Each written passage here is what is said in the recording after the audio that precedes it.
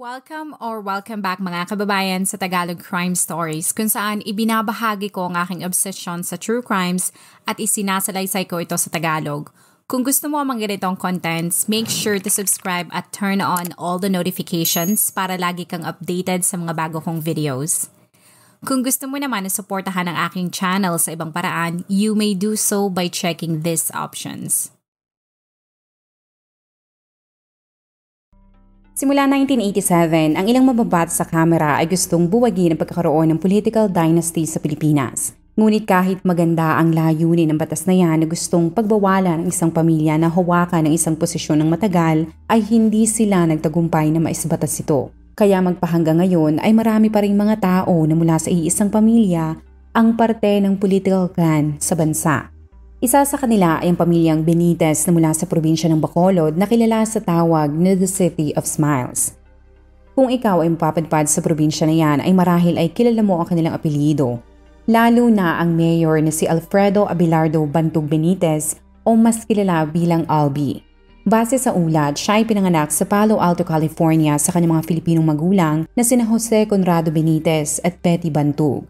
Bagamat maayos ang magiging buhay nila sa Amerika ay silang mag-asawa ay mas piniling palakihin ang kanilang mga anak sa Pilipinas. Sa ganda ng estado ng kanilang buhay, ang kanilang mga anak pati si Albi ay pumasok sa Lasal Green Hills hanggang makatapos ito sa secondary education. At upang magkaroon ito ng maayos na edukasyon, ipinadala nilang mag-asawa si Albi sa US at ito ay pumasok sa College of William and Mary na matatagpuan sa Williamsburg, Virginia. Doon ay nakatapos at nakuha nito ang diploma sa mathematics. Bukod sa maayos niyang mga grado, si Albi ay dati ding national athlete. Simula nang siya ay umidad, ito ay nagpabalik-balik sa Negros Occidental na probinsya ng kanyang ina pero residente din siya sa Bacolod kung saan naman ay nakatira ang kanyang ama. Sa ulat na ito na lumabas noong 2017, sa murang edad ay nakitaan na si Albi ng galing sa paghawak ng pera at galing sa paggawa ng desisyon. Salamat sa kanyang mga sikat na magulang, bata pa lamang si Albi ay na-expose na ito sa mundo ng pagnenegosyo. Gamit ang mga natutunan niya sa kanyang mga magulang, noong 1993 itinayo nito ang Bingo Bonanza Corporation na madalas makita sa mga shopping malls ng buong bansa. Kasabay ng pag-usad ng kanyang negosyo ay ang pagganda din ng personal na buhay ni Albi. Ayon sa ulat, noong 1992, habang ito ay nasa isang disco sa Makati ay ipinakilala ito sa isang single din na si Dominic Lopez o mas kilala sa tawag na Nikki. Ito ay nagtatrabaho sa Continental Airlines bilang isang flight attendant. Bagamat sila ay nag-usap, inabot pa ng ilang buwan bago si Nikki opisyal na niligawan ni Albi. Sa tamis ng pananalita nito, hindi nagtagal ay sinagot rin ito ni Nikki. Ayon sa mga kaibigan nito, si Albi ay patay na patay sa kanyang nobya. Kaya hindi na sila nagulat ng ilang buwan pagkatapos ni Nikki na sagutin ang negosyante, si Albi ay hiningi ang kamay nito upang opisyal na maging misis niya. Inilarawan ni Nikki na ang singsing ay talagang napakaganda. Pagkatapos ng kanilang kasal na ginanap noong September 27, 1992 sa Manila Cathedral, kahit hindi niya gustong iwan ang kanyang trabaho bilang flight attendant, bilang mabuting may bahay at masunuring asawa ay sinunod ni Nikki ang kahilingan ni Albi na mag-resign sa trabaho sapagkat nangako ito na siya na ang aako sa lahat ng responsibilidad para masuportahan ang kanilang pamilya. Ang kanyang tiwala ay hindi naman winasak ni Albi sapagkat sa ganda ng takbo ng negosyo nito ay nagkaroon sila ng napakagandang buhay. 2 taon pagkatapos ng kanilang kasal ay masayang sinalubong ni Nikki ang pagdating ng kanilang panganay na anak na pinangalan nilang Javier Miguel o mas kilala sa tawag na Javi. 3 taon pagkatapos niyan ay nagsilang muli si Nikki ng isa pang sanggol at sa pagkakataon na yon ay pinangalanan nila itong Bettina Marie. Ngunit kahit tila sunod-sunod ang pagkakaroon nila ng anak ay hindi naging problema ang pera sa pamilyang Benitez dahil bukod sa bingo ay nadagdagan ang negosyo ni Albi. Hindi lamang ito nagkaroon ng share sa gaming firm na Leisure and Resorts World Corporation, siya din ang naging chairman nito. Sa galing niya sa paghawak ng firm na yan, kalaunan ay na-acquire na rin nila ang Bingo Bonanza noong 1999 na lalong nagpalago sa assets ng negosyante. Dahil sa palagay niya ay marami mga Filipino ang mahilig sa sabong, itinayo nito ang e-sabong noong 2021 na merong lisensya mula sa PAGCOR. Sa bilis ng paglago ng kanyang yaman ay naging guest na rin si Albi sa iba't ibang shows at events sa bansa kung saan ibinahagi nito ang ilang mga tips na maaaring makatulong sa mga taong gustong maging entrepreneur. At katulad ng ibang mga negosyante ay hindi inilagay ni Albee ang kanyang pera at atensyon sa isang negosyo. Bukod sa pagsusugal o kasino ay pinasok na rin ito ang mundo ng filmography bilang isang producer. Itinayo niya ang sarili niyang production company na tinawag niyang Bright Light na nagpo-produce ng iba't ibang shows. Hindi lamang apelyido niya ang nakilala dahil kasabay ng pag-angat ni Albee ay inilagay din ito sa mapa ang probinsya na pinanggalingan niya. Sa ganda ng kanyang reputasyon noong 2010 ay naengganyo ito na pasukin ang mundo ng politika. Sa kanyang pangangampanya ay lagi nitong sinasabi na kung kaya niyang mapalago ang kanyang negosyo ay kayang-kaya din niyang gawin yun sa kanilang probinsya basta bigyan lamang siya ng pagkakataon. Ang strategy niya ay gumana dahil ito ay nanalo bilang congressman sa 3rd District ng Negros Occidental. Nang siya ay maupo ay hindi naman nadismaya ang kanyang mga kababayan dahil naisulong nito ang ilang mga bills tulad ng Sugarcane Industry Development Act na makakatulong sa mga magtutubo. Ipinagmalaki din ito ang kanyang scholarship program na magbibigay ng pagkakataon sa mga estudyante na makapag-aral. Tumulong din siya para mas sumikat ang kanilang probinsya upang makahikayat ng mga turista sa pamamagitan ng pagpapaganda ng airports at mga kalsada. Sa mata ng mga tao ay perpektong kongresista si Albee dahil bukod sa galing nito bilang public servant, kung titingnan mo ang kanyang personal na buhay ay maaari mong sabihin na nasa kanya na ang lahat. Si Nikki na dating simpleng housewife ay naging aktibo na rin at ito ay madalas makita na tumutulong sa mga tao. Ang dalawa ay madalas magkasama sa mga public events sa kanilang probinsya at hindi sila magpapahuli kung merong okasyon tulad ng charity dahil pareho nilang gustong makatulong sa mga taong hikaw sa buhay. Noong 2022 nga ay makikita mo sa post na ito na pinuri ng mga tao ang kasuotan ni Nikki nang ito ay dumalo sa sauna kasama ang kanyang asawa. Habang gumaganda ang imahe ni Albee sa masa ay mas lalo pa siyang yumaman. Sa totoo nga ay noong nakaupo siya sa kongreso, sa ulat na ito ay kasama siya sa top 10 ng mga mambabatas na mayayaman. Sa ulat na yan noong 2015, ang net worth ni Albee ay tumataginting na mahigit 880 million pesos. At as of 2025, siya ay kinukonsidera ng isang bilyonaryo sa dami ng kanyang mga negosyo. Ang mga tao na nakakita sa tagumpay niya ay laging sinasabi na napakaswerte ng kanyang pamilya. Pero sa social media ni Albee ay madalas ditong pasalamatan ng babaeng laging nasa tabi niya kahit noong siya ay nagsisimula pa lamang. Ang kanyang may bahay na si Nikki. Kaya naman nagulat ang lahat nang nag-leak ang court documents na ito sa internet. Mabilis na kumalat yan sa iba't ibang social media platforms. At doon ay napagtanto ng lahat na ang malaperpektong relasyon na ipinapakita ng dalawa ay malaking pagkukunwari lamang pala. Nagawa kong mabasa ang buong court documents kung saan nakalagay kung bakit idinidemanda ni Nikki ang kanyang mister. Ayon dito, kung anong bilis ng pag-usad ng kanilang relasyon mula ligawan hanggang kasalan, ay siyang bilis din na natapos ang honeymoon stage. Ibinahagi ni Nikki na ang dating maganda nilang relasyon ay napuno ng gaslighting, pangmamanipula at pagkabalisa. Sa sinumpaang salaysay nito ay sinabi ni Nikki na noong masilang niya ang bunso nilang anak na si Bettina, hindi pa naghihilom ang kanyang mga sugat at hindi pa din siya nakaka-recover, ay nilapitan siya ng kanyang kapatid na si Maria Antonia, kung saan ipinakita nito ang pangangaliwa ng kanyang asawa. Noong mga panahon na yun ay nagtatrabaho pala si Maria sa kanilang bingo business at ito ang in charge ng mga siwa sa lahat ng kita ng kanilang negosyo. Ibinigay nito sa kanya ang ilang mga resibo kung saan makikita na si Albee ay inililibre ang iba't ibang mga babae kahit anong inumin ang kanilang gustuhin.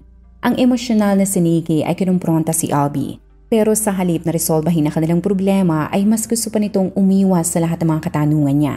Sinabi nito na ang ganyang trato sa kanya ni Albee ay paulit-ulit na nangyari.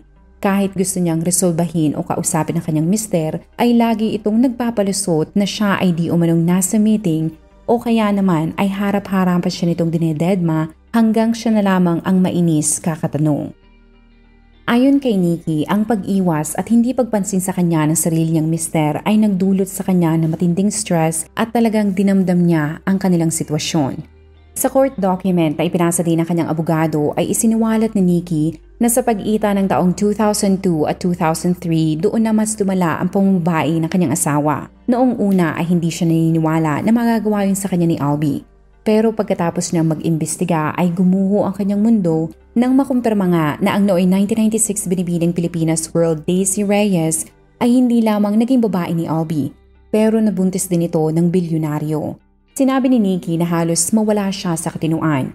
Kaya pinalayas niya ang negosyante sa kanilang bahay pero nanindigan ito na hindi siya aalis sa kanilang bahay at matinitin ang pagtanggi nito na siya ang ama ng sanggol sa sinapupunan ni Daisy. Hindi rin ito pumayag na dumaan sa paternity test. Sinabi ni Nikki na ang pangyayaring yun ang isa sa pinakamasakit na nangyari sa kanyang buhay. Kaya kinuwestiyon niya ang kanyang sariling paniniwala tungkol sa kasal.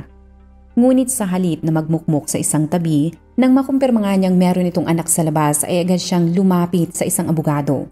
Mabilis niyang kinausap si Attorney Katrina Legarda dahil gusto niyang maprotektahan ang karapatan ng kanyang dalawang anak na sina Javi at Bettina.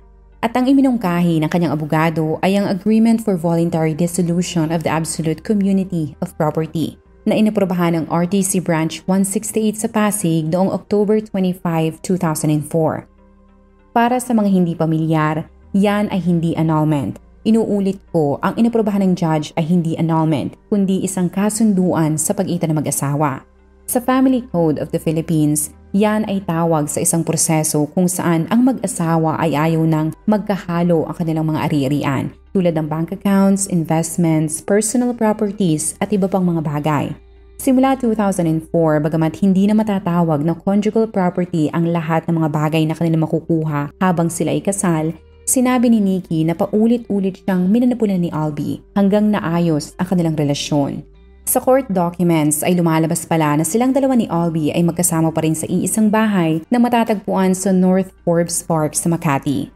Lakas loob din niyang sinabi na kung titingnan ng mga tao ang driver's license ng kanyang asawa, iisa lamang ang bahay na kanilang tinutuluyan. Pagkatapos ng issue sa dating beauty queen, ang bilyonaryo ay nangako na siya ay magpapakatinuna. Ngunit ang kanilang pamilya ay nabalot na naman ng kahihiyan at kinuwestiyon na naman ni Nikki ang pagkababae niya dahil ang kanyang asawa ay merong babae na naman. Sa mga dokumento ay pinangalanan niya na sa pagkakataon na ito, ang babae ni Albie ay ang aktres na si Andrea Del Rosario. Noong 2009, kumalat din ang chismis na meron na namang anak sa labas ang negosyante dahil sa kasamaang palad ay nabuntis nito ang aktres. Sinabi ni Nikki na nakumpirma niya lamang na nabuntis nga ni Albie si Andrea nang mabasa niya ang psychological report ni Dr. Arnulfo Lopez na nag-interview sa negosyante. Sa mga dokumento ay nakalagay na inamin mismo ng bilyonaryo na meron nga siyang anak kay Andrea. Ibinahagi ni Nikki na sa tuwing may balita na nambababae na naman ang kanyang asawa ay pakiramdam niya na nawawala siya sa kanyang bait at ubos na ang kanyang enerhiya. Madalas niyang questionin kung saan ba siya nagkulang para maghanap pa ito ng iba. Sinabi niya na ang pambababae nito ay hindi natigil, pero kahit pa iba-iba ang kinakalentaryo ni Albie, ni isang beses ay hindi siya nasanay. Ibinahagi nito na ang lahat ng sakit na yun ay kinikimkim niya sa loob ng ilang taon at dekada para lamang magkaroon ng buong pamilya ang kanilang mga anak. Sa tuwing siya ay tinatanong ng mga ito sa mga balita at chismis na kumakalat, kahit sa kanyang mga anak ay di umano'y inililihim ni Nikki ang lahat upang ang mga ito ay hindi mag-alala. Ngunit ang kinikimkim niyang galit ay sumabog na noong maiulat na ang bagong kinalolokohang babae ng kanyang mister ay si Mariam Said Samir Marbelala Al-Alawi o mas kilala sa tawag na Ivana Alawi. Mas lumakas pa ang kutob niya na may katotohanan ng chismis ng isang tao ang nag-upload ng video na ito kung saan makikita na ang dalawa ay nasa airport. Ang video ay mabilis na kumalat at ang ibang mga tao sa internet ay nagsasabi pa na kahit alam ng pamilya ni Ivana na pamilyadong tao na si Albie ay kasama pa ng mga ito ang negosyante sa pagbabakasyon sa ibang bansa. Kaya ang ilan sa kanila ay tinawag ang pamilyang Alawi na mga enablers o mga konsentidor.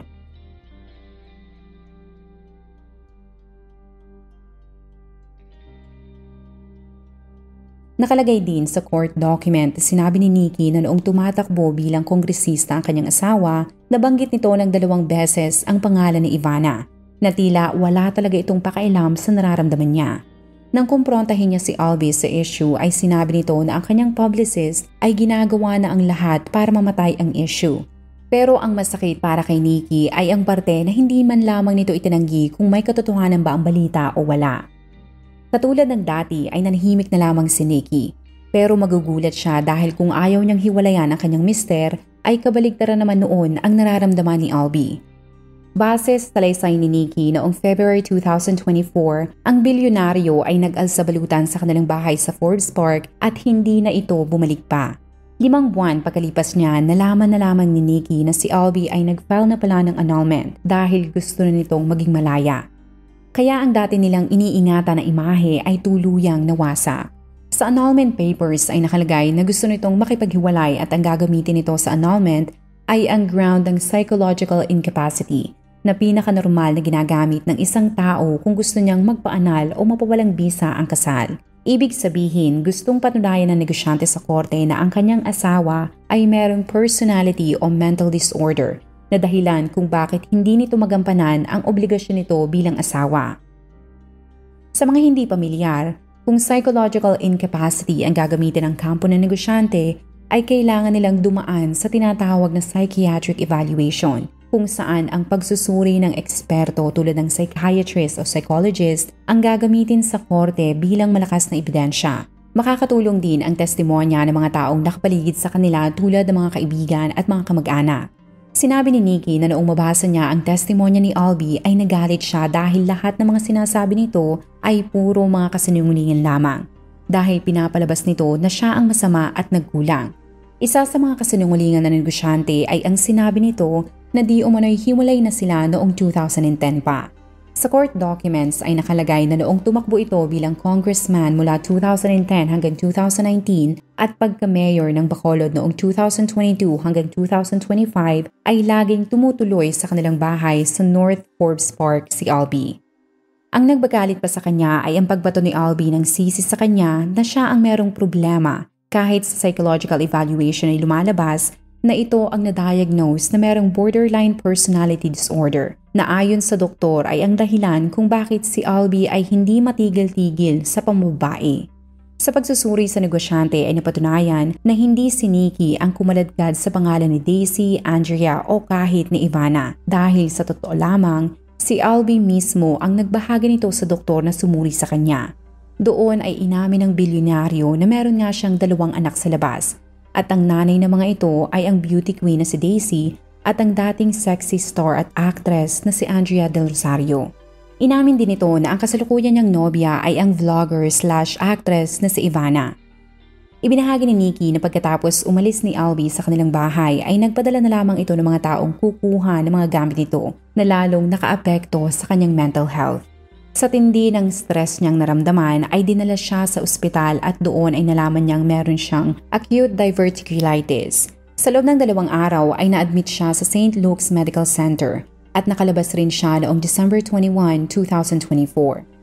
Isiniwalat ni Nikki na parte na kanilang kasunduan, buwan-buwan ay kailangan siyang padalhan ni Albie ng buwanang suporta na nagkakahalagang 200,000 pesos.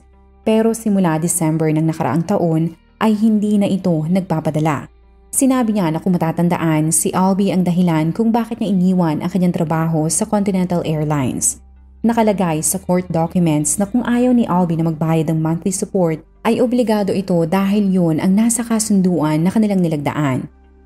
Makikita mo sa pahinang ito na sinabi ni Nikki na merong limitasyon kung ano ang kayang gawin ng isang babae. Para sa kanya ay ginampanan niya ang kanyang obligasyon bilang asawa at isang nanay. Naniniwala siya na inalagaan niya ang kanyang pamilya hanggat makakaya niya para lamang maging buo sila.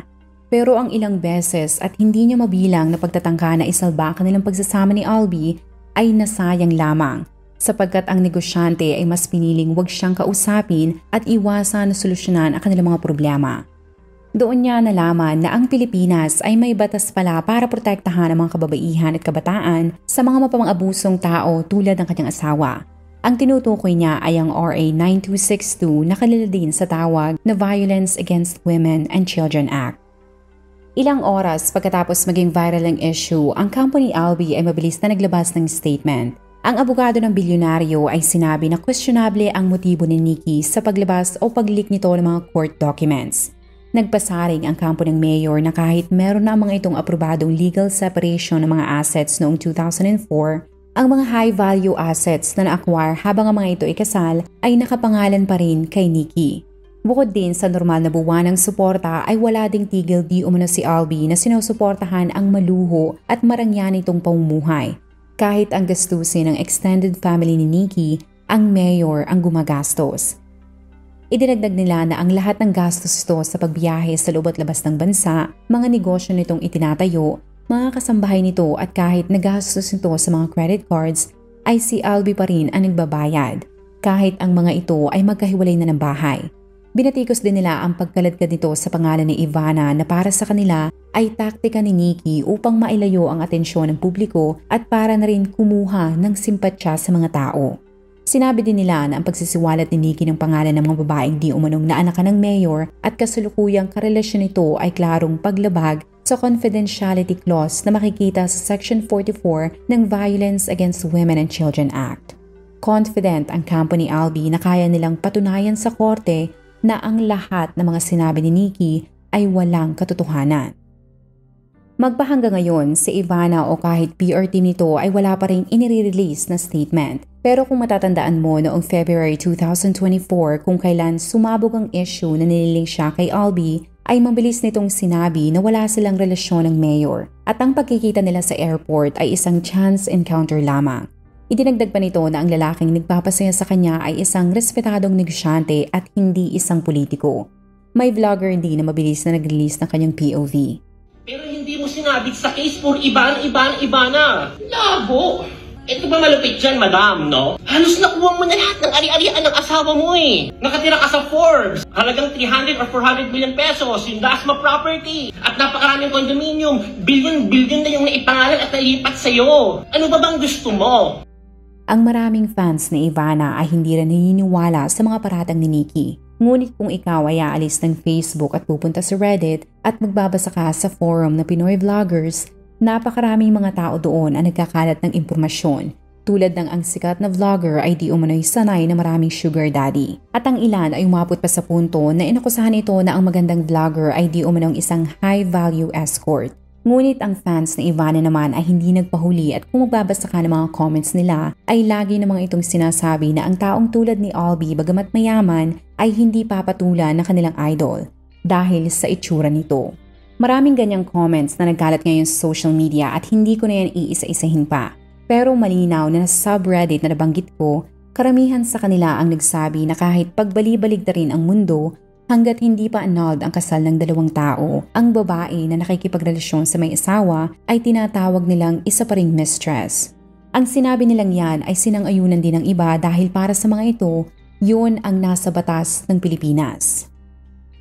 Ang kaso na isinampanimigay kay Albie ay umuusad pa rin. Pero malaki ang posibilidad na ang abogado ng bilyonaryo ay humingi ng gag order upang mapigilan ang kampo ng kanyang asawa na magsalita pa ng kung ano-ano. Marahil ay marami kang mababasa na iba't ibang teorya, mga chismis at kahit ano-ano pang mga impormasyon na lalabas sa mga susunod na araw.